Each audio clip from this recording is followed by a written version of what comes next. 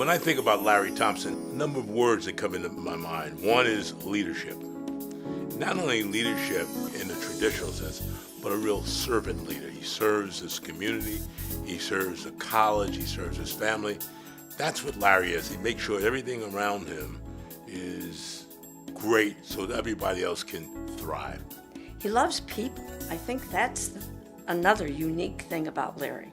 He really genuinely loves people, and all kinds of people. Larry is a true visionary. I think he has one of those unique individuals that not only knows information, but he has a vision for the future. Dr. Larry Thompson was first inducted into the Community Video Archives in 2010. As he enters his 20th year at Ringling, we thought it would be a good time to revisit his story. Much has changed at the college since his induction in 2010. Construction of multiple new centers, including a new modern library, a new resident hall housing 175 students, a state-of-the-art visual arts center, 3 new facilities for film, and coming this fall, the historic Sarasota High School will be opened as the Ringling College Museum Campus, housing the Sarasota Art Museum and Ringling College School of Continuing Studies. All of this was not accomplished without challenges. It happened during a time, if you look at 2010, it was the point in which we were starting to come out of the Great Recession. So there was a lot of economic difficulties during the period of time from 2008 to 2010. We didn't see as much of that in terms of our enrollment at Ringling College in terms of during the Great Recession, but it happened immediately afterwards. And so what happened is we started not having the same number of students who had applied and were attending the college for, I think it was in 2012, 2013, both of those years, which led to some really interesting financial situations because a lot of the funding comes from tuition in addition to philanthropy. With Larry's guidance, the staff and board examined their outreach program, added administrative staff, and increased the financial scholarship programs. It was much more strategic in terms of how we looked at the markets we were going to and recruiting the students. And then the other part that happened was that we got found out more internationally. So we have now about 20% of our students are international.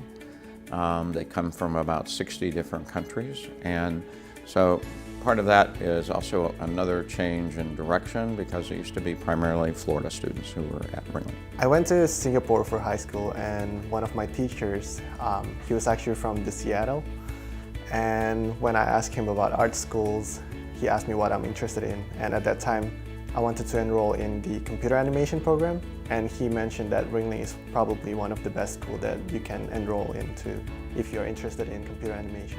I started off as a computer animation student, but then I talked to my teacher and realized that what I really want to do is probably more suitable for illustration major, so I switched. Drawing with the computer is, I wouldn't say easier, but it allows more room for errors. You can show people your thinking process more efficiently as compared to if you do it traditionally. Larry also believed for the college to grow, it would need to meet the demands of the art and design industry into the 21st century. Along with the faculty, in 2010, they began to diversify the curriculum to provide students a quality education, which would prepare them for the future of visual media. Well, Larry has been a passionate innovator here at the college. Since my time here, I've seen our course offerings, our offerings of majors double. So we've started lots of new programs and taken some risks, taking a risk and trying new things. And that has empowered faculty like myself to be able to branch out and try new things. We added a film program, we added game art, we added the business of art and design, as majors. Entertainment design is our newest major that we're offering, and it is going to be the major where we kind of conceive and visualize real-world entertainment experiences. And so that would cover theme park attractions and design, concerts, museum exhibitions, cultural destinations, sporting events, the Super Bowl halftime show, any kind of live entertainment experience that you would go see, we're going to be designing for that.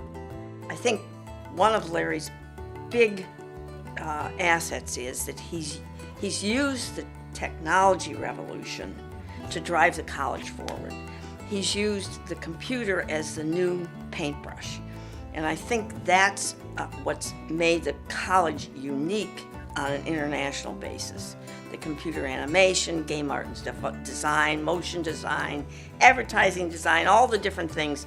And now the new major, virtual reality. There's nothing like that in the world. Some of the architectural firms now are using virtual reality, and our students are working with them as we speak in terms of creating those kinds of assets for them to use to show clients what it's going to be like in your building that you're dreaming of, and so on and so forth. Much better than trying to read plans. To provide students with the tools they would need, Larry set his sights on adding the facilities that would set Ringling above other art and design schools. To do so, he would depend upon the generosity of philanthropists with a passion for the arts. Philanthropy is a huge portion of what happens with respect to this institution. That's what has helped make all these buildings, that's what's helped develop the academic programs, and most importantly, it's helped with creating scholarships for students so that they can attend. Each discipline was kind of in a silo, and Larry was concerned that the students have a place where they could converge. All those silos could converge. And so the new academic building, the new library, the new visual arts, Bash Visual Arts building, all those facilities have made it possible on campus to have room for students to come together for projects. In January 2017, the Alfred R. Goldstein Library was completed. The library is an active physical and digital destination on the Ringling College campus. We spent a lot of time planning for that library, at least 10 years. But then when we finally got some money on board, Larry was, let's get this thing done. And that's transformed the college. We are in the Alfred R. Goldstein Library. It opened about two and a half years ago on campus, and it's the library of the future. So the reason why I say that is the first two floors are more collaborative space, filled with technology for students to be able to work together. There's even a cafe, so there's no shushing on those first two floors. It's almost like a student union. And then when you go to the third floor, that's where the books are. Here we are on the second floor. This is where our special collections are. It's the Bristol Schoenberg Special Collections area. Here we have special collections of art books and artist books. In other words, books that are art themselves. And we also have, a number of things that have historical significance, etc., as part of the special collections. So this is a little different from most libraries. This is a whole thing of pop-up books, because they're what illustrators do, which is a major program of ours. So we have a whole display of different kinds of pop-up books. That's the advantage of an art library. It's fascinating. So here we are at the third floor, which is the area that is quiet space, and it's areas for students to study. And of course, that's where most of the books are. And then this is our terrace, the Jan Schmidt Terrace. Here you can get a view of major parts of the campus itself. It's also the home of the Ringling College Library Association, which is one of our big donors. That's the one who does the town hall program, where we bring in the speakers, and the Library Association is a separate organization that raises money for the library and for scholarships for students.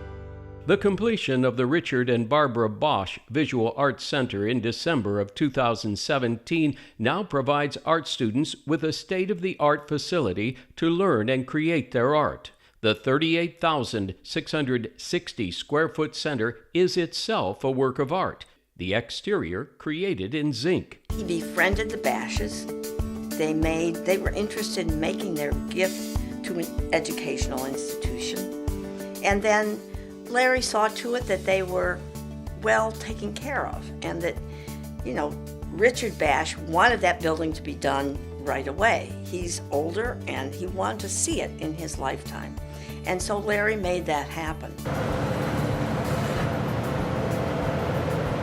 Well, it's got a hot shop for glass production. And a cold shop for glass and printmaking. And of course, there's a woodworking shop and a sculpture shop and the other things that make the fine arts, which are still the root of the college. I think one of the things that really stood out for me when I was a freshman was how much traditional art making craftsmanship processes was drilled into us. We're required to take figure drawings, the basic of design. We learn about colors through drawing to basically learning about painting for illustrations. And for my animation friends, I know they had to do traditional animations. So I thought it was really interesting because they did not just make us jump into our major and just do this, but they make sure that we have a good foundation. Larry's vision was not just to have new buildings and increase enrollment. He wanted the students to receive an education that would give them the greatest opportunity for employment in their chosen field. He reached out to the Patterson Foundation to develop a program he called Collaboratory. That's a great thing about being president of an art college. I make up words and nobody cares. So the collaboratory idea was to give all of our students the opportunity to work on real-world projects with real-world clients. Because I saw that some students got that opportunity, some in class because a professor knows somebody and they brought a project in, or they got an internship in the summer. But what about all the others? So we created this whole arrangement within our academic affairs office that brings companies to Ringling, and then we have teams of students who work with those companies on whatever their problem issue, thing that they want to do or they want to think about. And it's just such a wonderful, wonderful opportunity for our students to do that. So, for example, we've done stuff with General Motors, we've done stuff with Disney, we've done stuff with Cirque du Soleil, and we've done work with My Suits, and I mean, the list goes on and on. The program not only provides students with opportunities to work with professionals, but does so under real-world conditions. One thing is they get to confront budgets, which often is a difficulty in academia because they're doing projects that which there may not be any budget limitations to, so they can be creative as they want. Well, that doesn't work in the real world all the time. And the second one, I love to tell people that sometimes they may work with people who are not as nurturing as our faculty, so they can get some of that experience as well. So this has been a fabulous, fabulous program that we developed, and it has, really grown to the point now we are able to guarantee to every student who comes here that they'll have the opportunity to have one of these real-world experiences, working with real-world clients. As I go, I think another thing that is really helpful is the fact that it doesn't separate the art side and the business side of each individual fields, like illustrations, animations, games, and graphic design. So everything is a holistic package for the students. I think that's what I learned the most here. The collaboratory concept is paying dividends as students in animation have created award-winning feature-length animations, and motion design students are finding their talents desired by professionals in the field, having created eye-catching motion graphic designs for many commercial productions. Everything's now communicated visually, so like even our motion design program that is really one of the most outstanding programs in the country. An early challenge for Larry and his faculty was the development of the new film program. Everyone thinks it all of a sudden it popped up. If you talk to Larry and talk to folks around, it took almost 10 years to do that. but that was a vision. In the first few years, the enrollment in the film program was sparse. Competing with several film schools throughout the country, Larry knew he had to set his program apart. His vision was to create a film studio that would compare to those in Hollywood.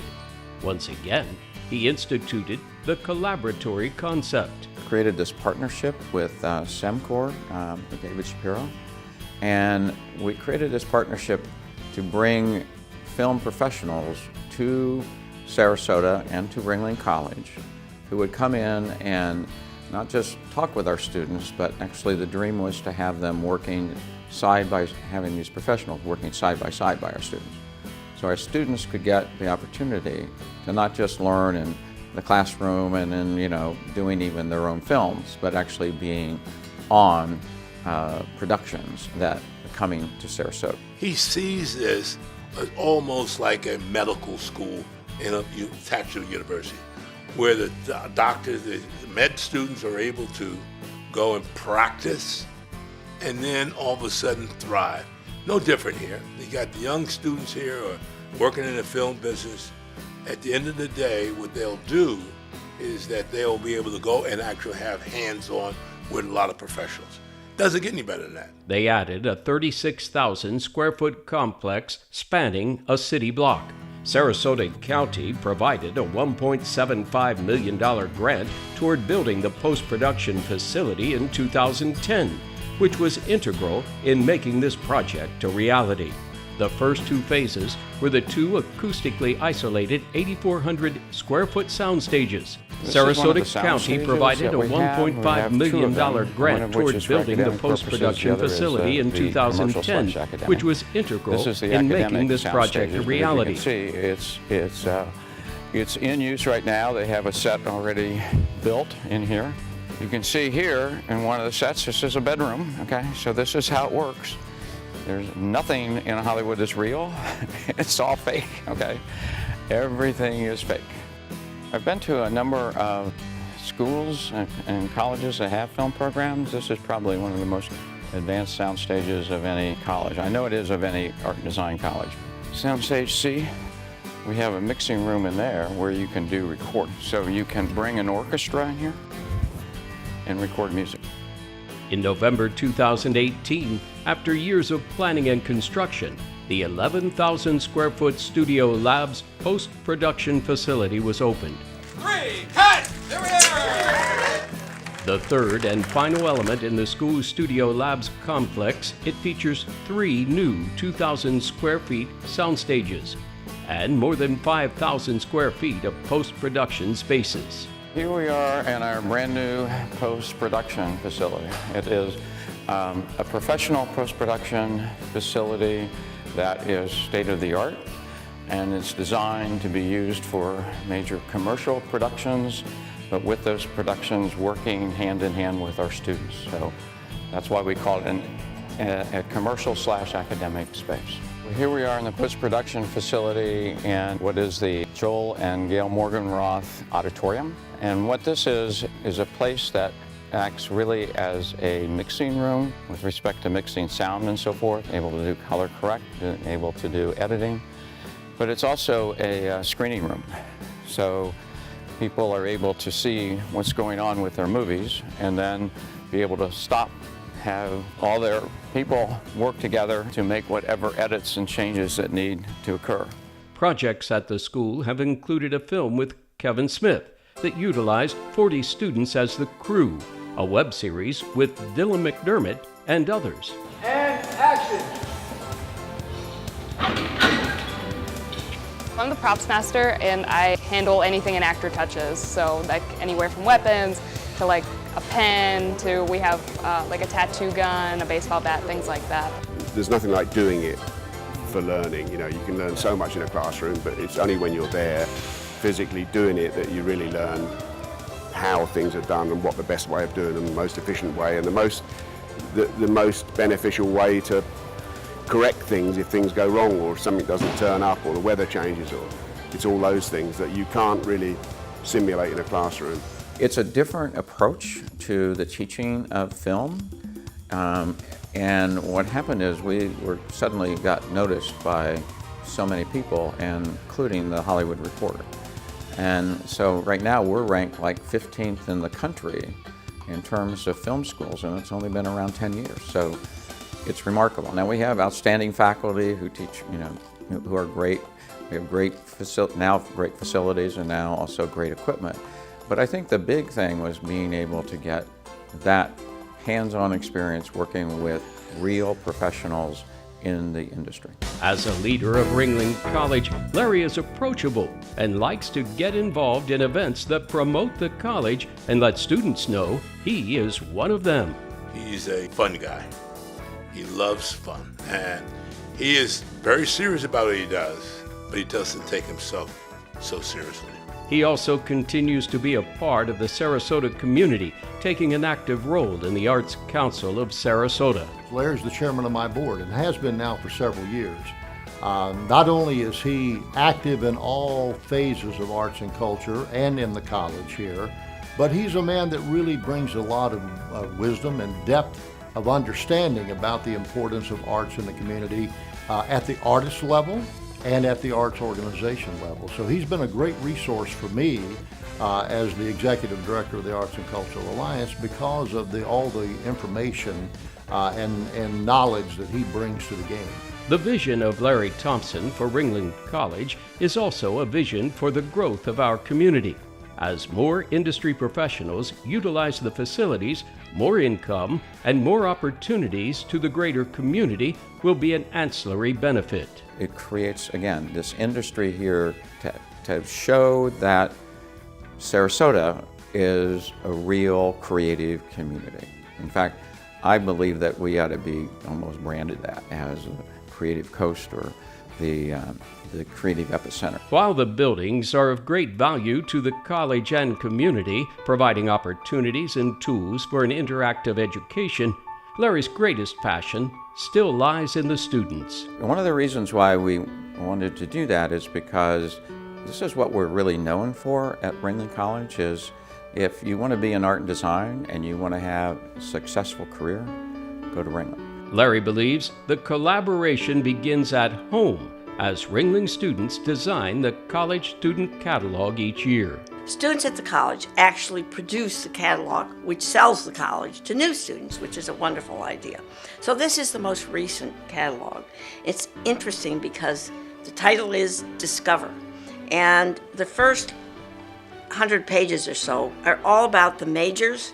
Here are pictures of the virtual reality major, which is a new major, photography and visual imaging, all the different things that you can take at the college. As you turn the book over, and I thought that was such a unique thing to take read a book from both ends, it talks about your future. So what is the college going to prepare you to do in life? Larry Thompson has been a driving force in the growth of the Ringling College of Art and Design, but he is quick to point out he did not do it alone. What happened is when I came here, I didn't really have a vision at that point. I didn't know. I listened to the faculty, I listened to the staff, and then helped with them create what the vision would be for this institution. And with that, they said, look, we're really good, but we want to be great. And okay, so that's what I wanted to do. I enjoy working with him. I find him to be a very real person, real approachable person. I can come ask him a question. I can ask for his support on things, and he's fun to work with. We've worked on a couple special projects together, and it's always enjoyable. And so, so I really enjoyed working with him and enjoyed his leadership. As he marks 20 years at the head of the Ringling College of Art and Design, we ask Dr. Larry Thompson his hope for the next decade and beyond. My hope for the next 10 years of Ringling College, I talk about the vision of us becoming the preeminent art and design college. And what I mean by that is not necessarily just, number one rah-rah, that kind of thing, but that helps a lot. But the idea of it is for it to become first in mind. So when people think about art and design, I want them to think about Ringling College. And right now, I have to say, I can almost touch it. It's that close. I can almost touch it. We're not there yet, because probably most people will still think of Rhode Island School of Design as probably in that position of when they think of art and design. That's changing. And the reason why that's changing is because we are able to move very quickly, very nimble, and we are at the cutting edge of what is happening in the entire fields of art and design and digital media and visual communication. So that's the reason why the virtual reality. It's the reason for now another new major we're doing in entertainment design, focusing on themed environments.